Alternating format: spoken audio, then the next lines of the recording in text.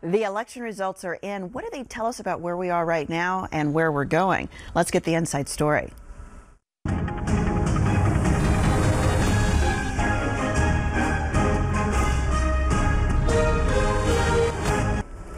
Good morning and welcome to Inside Story. I'm Tamala Edwards, and we have a special newsmaker, my old friend Terry Madonna, the keeper of all polls and the man who knows how to look at them.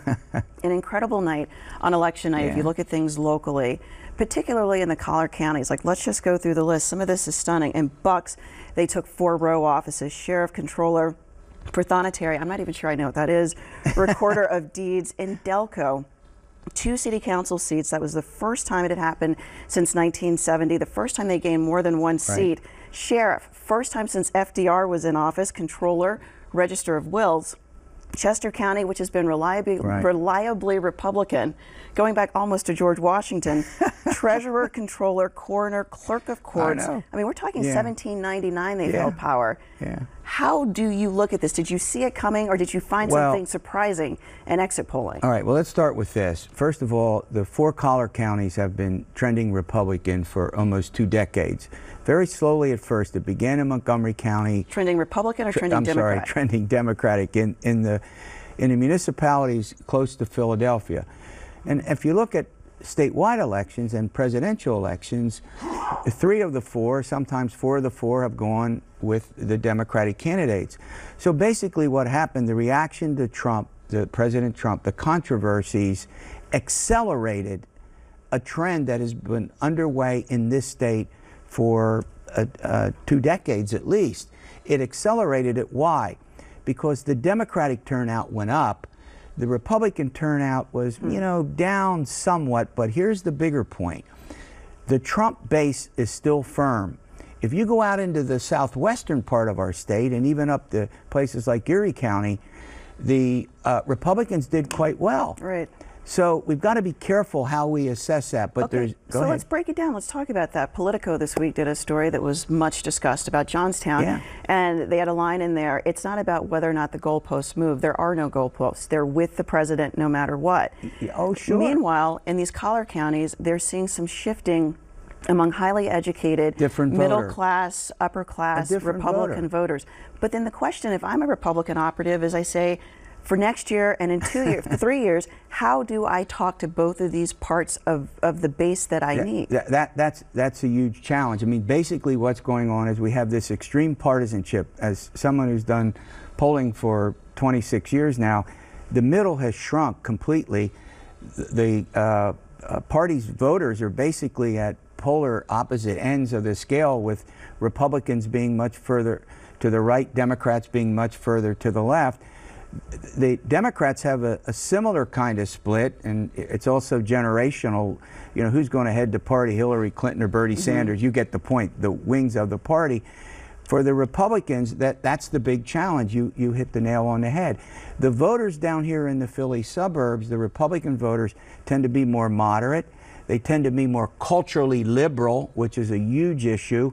They tend to be, you know, in favor of things like immigration. They're not. They're on health care. They're not as vehemently opposed to the Affordable Care Act. You go out into the western part of our state, or how about the Rust Belt notion here? It's different. But he got them last year. How did the Republicans get them back by midterms? They've not lost a large portion of that working class vote. So that's what to hold on to. What's going on is that the Democrats are much more exhilarated. Now, make no mistake about it. In the burbs, the Republican voters have been shifting over time, and that shift was accelerated. That's what you saw on Tuesday. Accelerated, but in an interesting way, because they turned out more, and many of those voters are disaffected. They're voting Democratic in some cases, even though they retain their Republican registration. What's the message to the Democrats nationally? We saw a lot of Democrats do well. Usually the national party gives notes down. This time it felt as though a lot of candidates here locally did their own thing. They weren't listening to the national party, and they won. What should the Democrats be learning from our local Democratic winners? Well, I think remember that even in municipal elections, Trump, though he wasn't on the ballot, was a factor. Let's understand that. Trump came up in a whole variety of ways. In the appeals courts election, they were more direct. And in some local elections, there were signs up that Democrats put up, anti-Trump signs. So basically what the Democrats are going to do is simple. They don't have a coherent message. No one ever accused the Democrats of being on the same page about their views. The fact of the matter is that the Democrats don't have a united message. Basically, they're running on the anti-Trump theme, and as long as Trump's job performance, it's 38% positive. I'll put it another way. After 10 months of a presidency, it's the lowest job performance of any president since scientific polling began. I won't go back before that. Well, very quickly, so there's Trump as an issue. Was there any other issue, any other reason people were pulling the lever for Democrats we should know about? Well, I think that in general, here's what's odd. We've got a pretty healthy economy right now. Record stock market, consumer confidence, the highest since 2000. We have more people working than ever, more people who dropped out of the workforce coming back and working. And guess what? The president's job performance is 38% positive. I mean, essentially, it's mostly driven by the controversial nature of the Trump presidency. And looking forward, we've got the big midterm election coming up. It is not unusual for the president's party to have a tough time in midterms. Oh, you kidding me? If you go back to the Civil War, the average loss is 32 seats.